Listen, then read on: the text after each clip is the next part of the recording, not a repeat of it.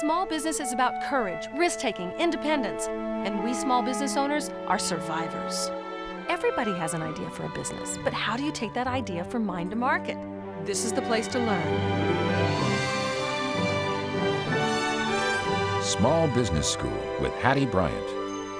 It's a new kind of school. Together we'll learn about business from the inside out, from the people who've done it. We'll meet the men and women who are today's pioneers and quiet heroes. Their lives are the textbooks. Our classroom is the world.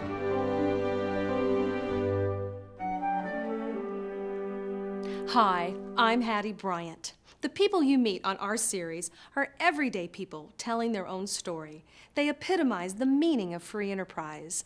They live the principles of democracy, respect the rights of others, take risks, value good work, and encourage others to pursue their gifts to do good work as well. These are people who are loved by their community and respected in their industry. 20% of small business owners are retailers, but the man you're about to learn from now is more than a merchant. Let's go to one of the most stunning spots in America, Santa Fe, New Mexico, to meet a world traveler, teacher, philosopher, importer, and survivor. He's created hundreds of jobs, millions of dollars in sales, and thousands of happy customers.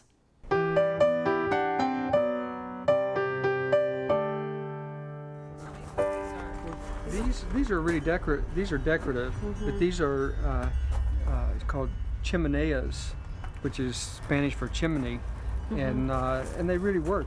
I met Darby McQuaid when he was recognized as the Small Business Person of the Year from the state of New Mexico. Grouped with other entrepreneurs from all over the country, this man from Santa Fe stood out as non-traditional. Tell me some of those rules that you guide your business by. Work someplace where you can take your dog. That's important. The founder of Jackalope, which he promotes as the place to find everything under the sun or folk art by the truckload, Darby is living out his calling. With about 60 employees and some $8 million in sales, Darby is living in his vision. About 2 years into the store here, I got up early one morning and walked out and built a fire and was just sitting there thinking, and I just was like, washed. All of a sudden, that's what I want to do. This is what I want to do.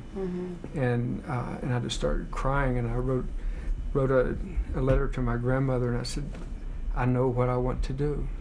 I know. He dreamed of a place for working artists, animals, children, and fanciful objects. Do you know what it is? Is it a rabbit? Is it a jackalope? He was called to create a village, much like ones he had grown to love on his travels into Mexico. At this village, visitors could experience shopping as entertainment, and products would be almost accidentally discovered. In the normal retail store, you're bombarded with opportunities to buy through signing, through promotion, through massive, sometimes garish displays of tremendous, gobs of merchandise. When you come to Jackalope, you're encouraged to be creative in your own right, make your own decisions, put things together, walk from one end of the property to the other, kind of designing your living room or your breakfast table, and picking up a little bit of salsa here, some fresh green roasted chili here, a pot for the veranda there, and we don't force anything down your throat. In other words, it's the type of thing that stimulates you as a customer to be creative and make your own decision to buy. And to want to stay a long time. And secondly, come back and tell all your friends about us and have fun. Every business has a personality, and that personality shows itself. And you can go in the store 5 years from now, and the merchandise may be different, but the personality is still there. Okay, your first thought when you see something, is your first thought, do I like this, or is your first thought, will customers buy this? Do I like this? I spend lots of time and money here. I usually do when I come to Santa Fe. People return to places where they have good experiences. The entire business is built on the idea that it's entertainment. This is from Mexico, from Bali. The store is crammed, floor to ceiling, with merchandise from Morocco, Bali, Africa, Thailand, China, Mexico, the Philippines, Peru, and New Mexico.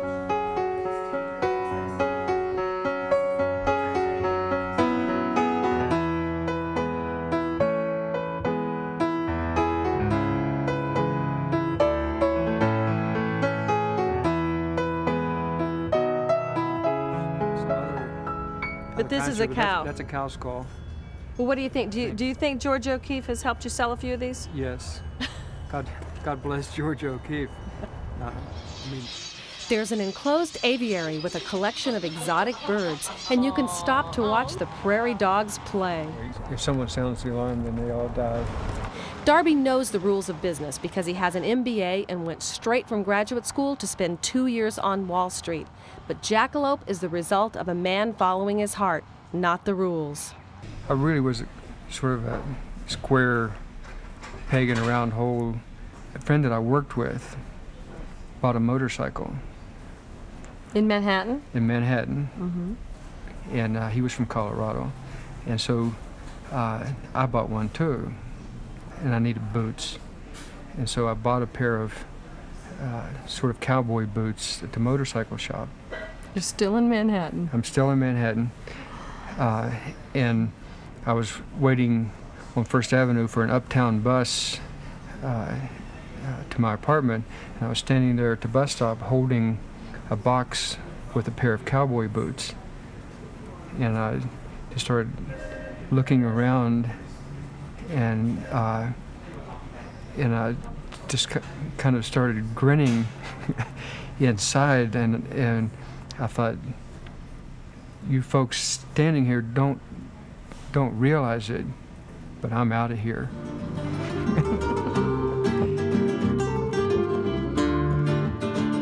Darby has created an environment for many small business owners to succeed. Artists get 75% of their sales, and Jackalope gets 25%. Ruben Romero, musician and recording artist, has a shop at Jackalope. I'm a flamenco guitarist, and I said, I want to do a store that has more guitar, more Southwest oriented. We can go to any chain store and get all the things under the world, but here we specifically try to get music that is pertinent to this area.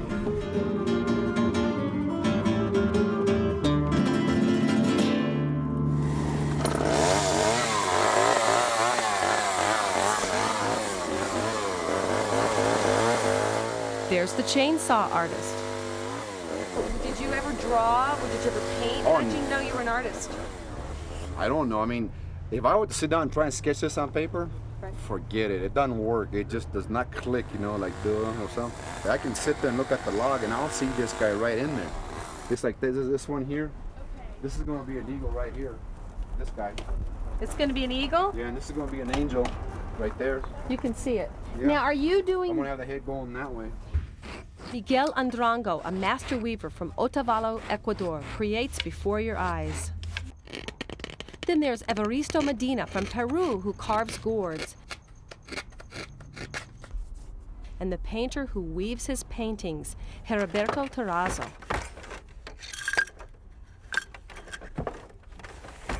Bruce Barr, a former vice president, says Jackalope's success is based upon Darby's talented buying. He has a tremendous eye. He can look at merchandise, and he knows in his heart or in his mind that it's going to sell and people are going to want it. It has to create an urgency.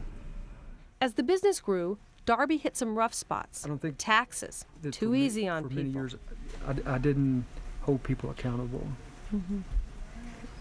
Because you wanted to be too nice. I was a nice guy. Plus, I didn't want to, you know, I wanted to be off buying and not dealing with personnel problems. And I had a business consultant come in and just really put things in focus for a period as things developed. There were people who were playing hard, and people that were maybe not playing hard and not wanting to really be involved, or at least at the level that we were working on. I let some people go. How'd you do that?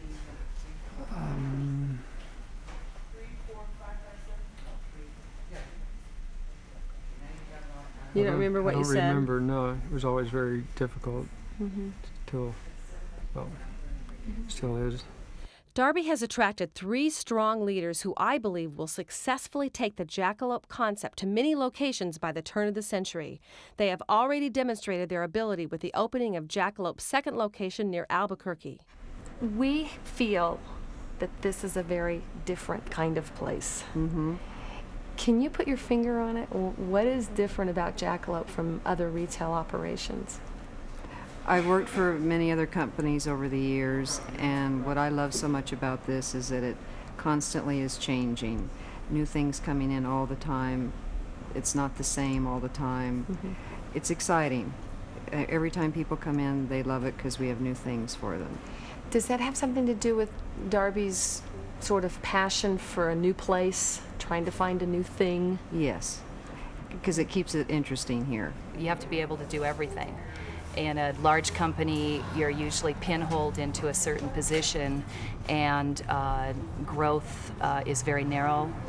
It's kind of like being, I use this analogy, but it's kind of like being a round peg trying to fit into a square hole.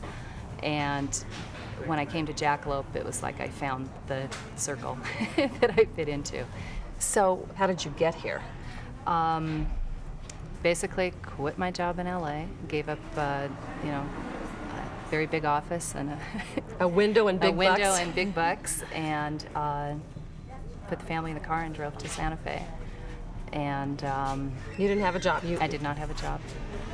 I saw a billboard on I-25 in like the early 80s or late 80s, and I thought that was an interesting billboard, and it had a truck full of junk in it, and it said Folkart by the truckload, and I said, I'm going to have to go there someday, and I started coming here and observing what was going on, and then I saw some... So you were a customer? I was a customer, yeah, you bet. It's a fun place, and I had reached the stage in my career where if it wasn't fun, I didn't want to do it.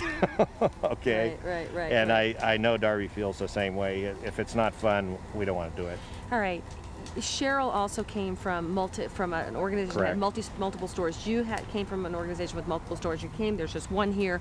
Right. The two of you, I think, are influencing Darby because before you came, he couldn't envision multiplying yourself. Yeah. Do you really believe you can multiply this concept?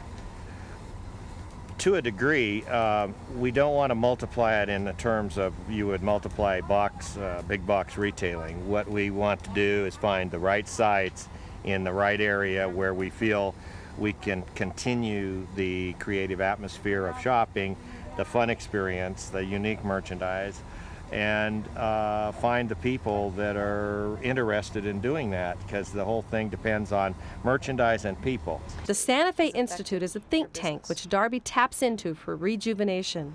Well, I go to the public lectures that they have very regularly, and it's kind of my sort of my church, okay. My religion, and I really just enjoy the lectures and things that are going on there. One of the main things that they study is what they call complex adaptive systems. For example, yes. So with an ant colony, when I think of an ant colony, I figure that the queen is giving directions, everyone is following directions, and that's how things happen. Well, apparently the queen isn't giving anybody any directions. She's laying eggs, and each group has their task, and within their task they have a certain number of movements that they do. Not very many, but they have a few, and by very specialized. Yeah, and by the combination of all those sort of almost yeses and nos,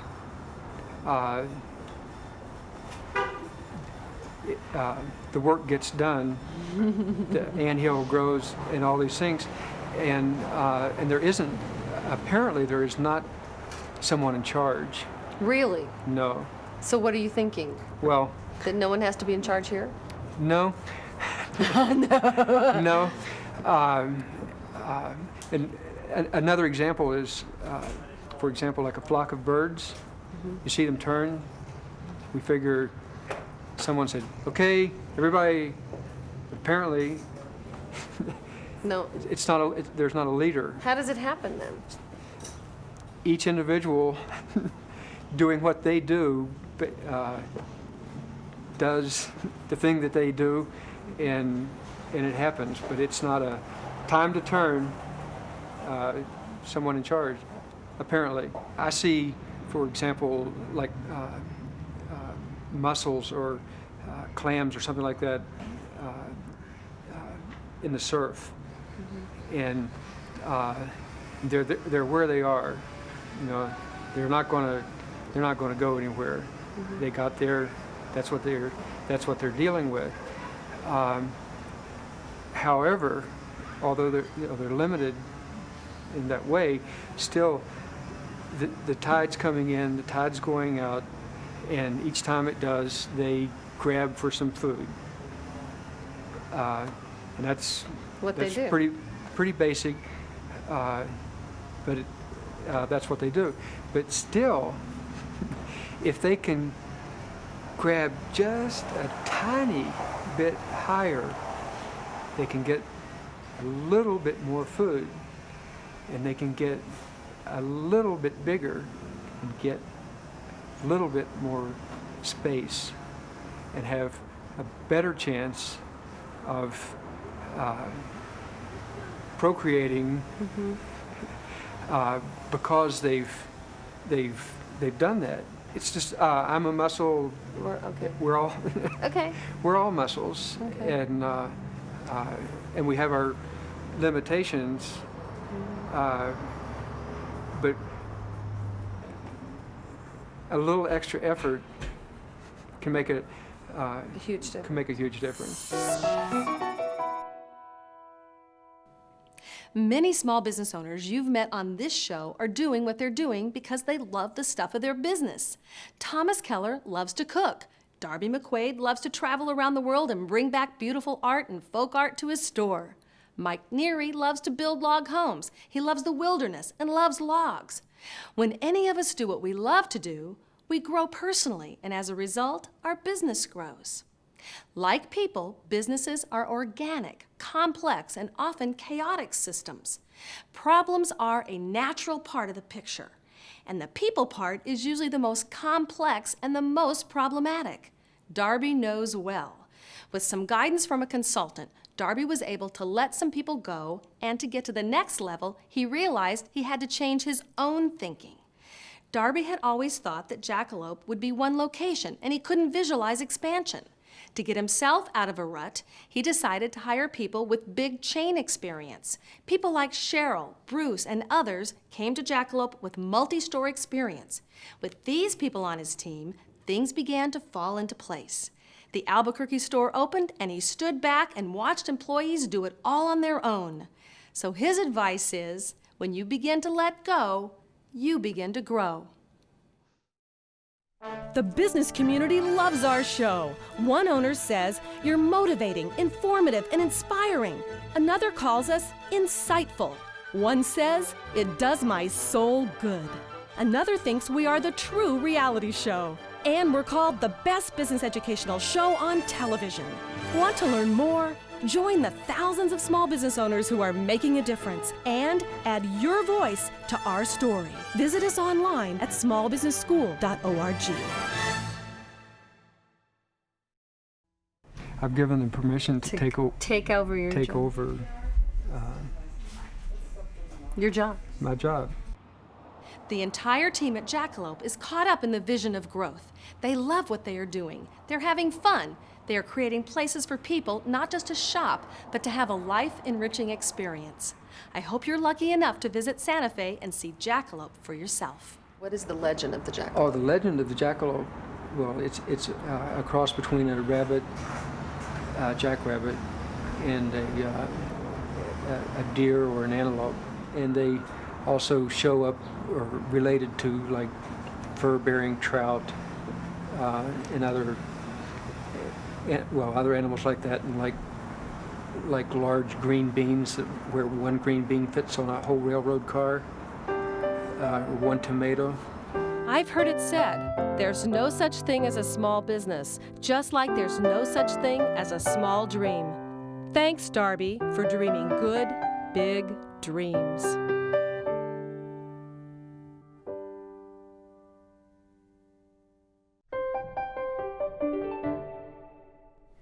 Darby and millions of other small retailers are constantly working to get shoppers in the door, and many have learned that database marketing is cost-effective. John Morgo, our sales and marketing advisor, is going to explain how to use multi-stage database marketing to create excitement around a new product or service or location. A multi-stage mailing is a campaign that is designed to build excitement, and it leads up to a major event. For example, you're a small business person, you're going to open a new store. Okay?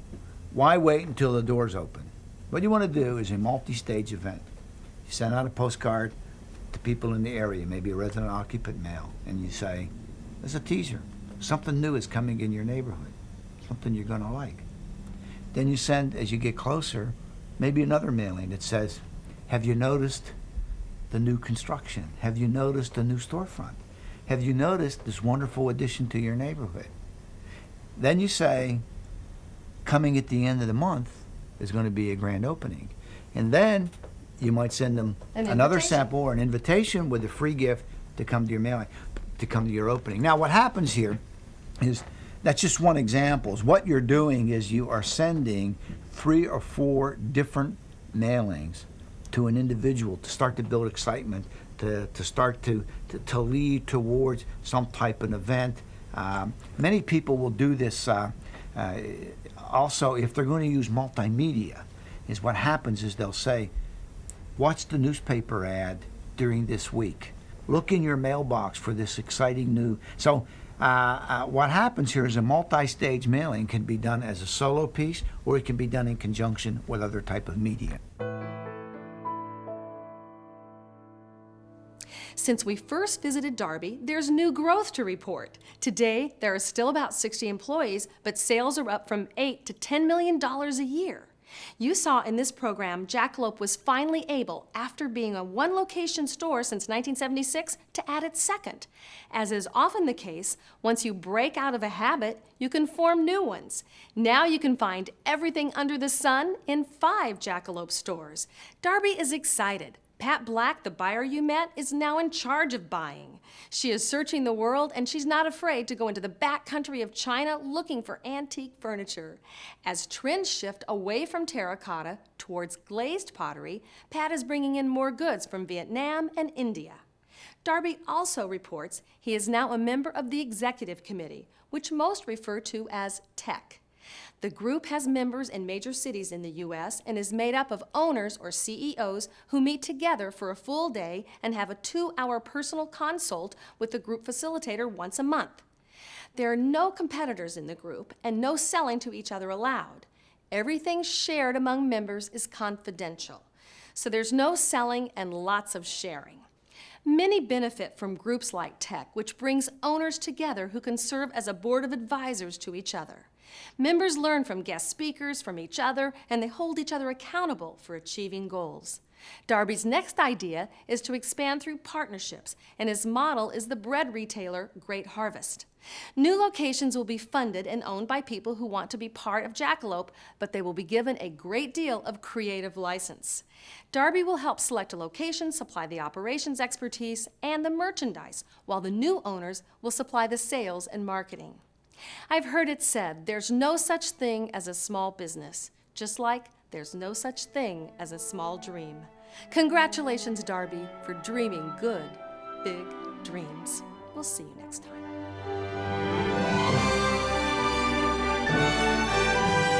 Small Business School with Hattie Bryant. If you want to learn more about starting, running, and growing a business, come to our website, smallbusinessschool.org. There's streaming video and interactive study guides. The only way we can compete with big business is to be faster, smarter, and better. We are the engine of the American economy. We create the jobs.